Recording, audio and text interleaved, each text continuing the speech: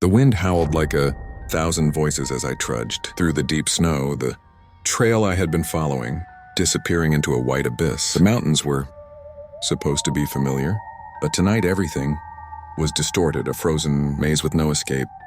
My breaths came in sharp bursts, freezing in the air, and each step sank me deeper into the snow. I thought I saw a flicker of movement in the distance, a figure, or maybe just the storm. The snow muffled all sound except my pounding heart. My phone had no signal. The storm had swallowed it whole.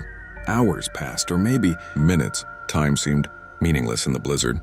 Then I heard it. Footsteps behind me, soft but deliberate. I spun around.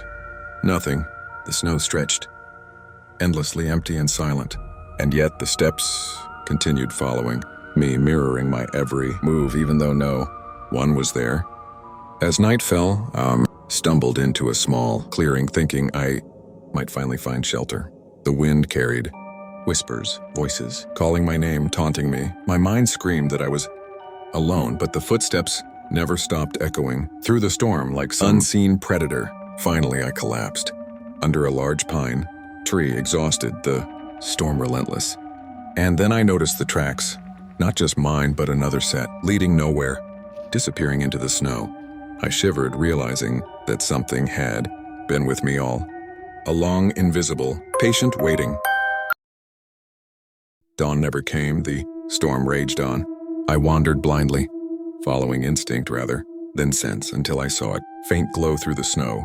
A small cabin, isolated, frozen into the mountainside. Relief surged, but unease crept in. There was something wrong with this place. Inside, the fire crackled, giving the room an unnatural warmth. I thought I was safe, but as night fell again, scraping noises echoed across the roof, slow and deliberate. I told myself it was snow, falling or sliding, but my gut twisted in fear.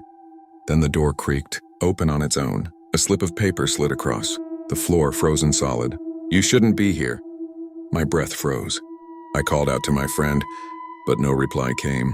Not that there was anyone with me. The storm had cut us off completely. Hours dragged by, each one heavier than the last.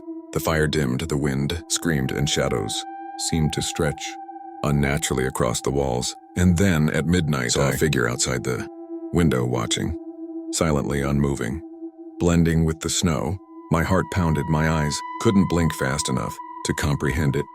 The storm passed at dawn, leaving a silence so thick it pressed on my ears. I stepped outside, expecting footprints to guide me. But there was nothing except the ones that had followed me in the night, leading from the cabin into the endless snow, vanishing into the mountains. And deep down I knew whatever had haunted me was still out there waiting for the next lost traveler.